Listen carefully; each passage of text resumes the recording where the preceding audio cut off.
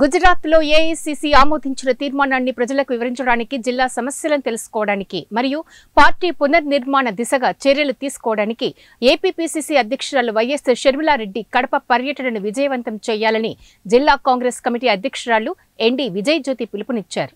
ఇందిరా భవన్లో జరిగిన విలేకరుల సమావేశంలో విజయజ్యోతి మాట్లాడుతూ, కాంగ్రెస్ పార్టీ ఎన్నో పోరాటాలను చూసింది. తిరుగుబాటు చేసిన వారిని ఎదుర్కోవడంలో కాంగ్రెస్ పార్టీకి అనుభవం ఎక్కువ. పార్టీలో గ్రూపులు రెండు మాత్రమే, ఒకటి పని చేసే గ్రూపు, రెండోది పని చెయ్యని గ్రూపు. గ్రూపిజాన్ని పార్టీ ఎప్పుడూ ప్రోత్సహించదు అంటూ స్పష్టం చేశారు.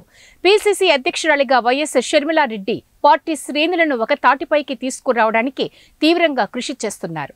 జూన్ 12వ తేదీన మధ్యాహ్నం 3 గంటల నుండి సాయంత్రం 5 గంటల వరకు కడప ఐఎంఏ హాల్లో జరగనున్న పార్టీ వివిధ అంశాలపై సమీక్షా సమావేశాన్ని అత్యంత విజయవంతంగా నిర్వహించేందుకు ప్రతి ఒక్కరూ కృషి చేయాలని విజయజ్యోతి పిలుపునిచ్చారు. విలేకరుల సమావేశంలో నియోజకవర్గ కోఆర్డినేటర్లు జమ్మల్మడుగు, ప్రొద్దుటూరు, కమలాపురం, పులివెందుల, శివమోహన్ రెడ్డి, ఇర్ఫాన్ బాషా, మీగడ అశోక్ రెడ్డి, ధ్రువకుమార్ రెడ్డి, పీసీసీ ప్రధాన కార్యదర్శి అలీఖాన్, సిరాజుద్దీన్, గౌస్ పీర్, సంజయ్ కాంతా, రహమతుల్లా ఖాన్, రసీఫ్ ఖాన్, మూరతోటి విజయ్ కుమార్, సుశీల్ కుమార్, నీలం, గౌరీ, వెంకటస్వామి, ముబారక్, రాజశేఖర్ రెడ్డి, మహబూబ్ బాషా, శీలం, గంగయ్య తదితర నాయకులు హాజరయ్యారు. మైనుద్దీన్ ఖాన్, కమల్ బాషా తదితరులు ఇందులో పాల్గొన్నారు. ఒక్కొక్కరు అంటే మీకు పదవులు ఇస్తే కాంగ్రెస్ పార్టీ మంచి, పదవులు లేకపోతే కాంగ్రెస్ పార్టీకి వ్యతిరేకంగా పనిచేస్తారా? అట్లెట్లయితుంది? ఈరోజు డీసీసీ కూడా ఇక్కడ కూడా ఏమంటా ఉన్నారు? వర్గాలని. మరి ఎక్కడున్నాయి వర్గాలు? ఇక్కడ రెండే వర్గాలు, పనిచేసే వర్గం, పనిచేయని వర్గం. పనిచేయని వర్గం అంతా పక్కకి వెళ్ళిపోతూ ఉంది. సొంత ప్రయోజనాలకు వరకు చేసుకునే వాళ్ళకు మేము ఎంకరేజ్ చేయము. మా పీసీసీ అధ్యక్షురాలు చెప్పిన సలహా అది కాదు. మమ్మల్ని అందరినీ కష్టపడి పని చేయమనింది. కాంగ్రెస్ పార్టీ బలైపోతం కోసం పనిచేయండి. మీ డెవలప్మెంట్ అనేది పార్టీ తప్పకుండా చూస్తుంది. ఇప్పుడైతే పరిస్థితులు బాగలేవు. మన పార్టీని ప్రజల క్షేమం కోసం పార్టీని అధికారంలోకి తీసుకురావాలా, రాహుల్ గాంధీ గారిని ప్రధానమంత్రి చేయాలి. కాబట్టి ఆ దిశగా మీరు ప్రయత్నం చేయండి.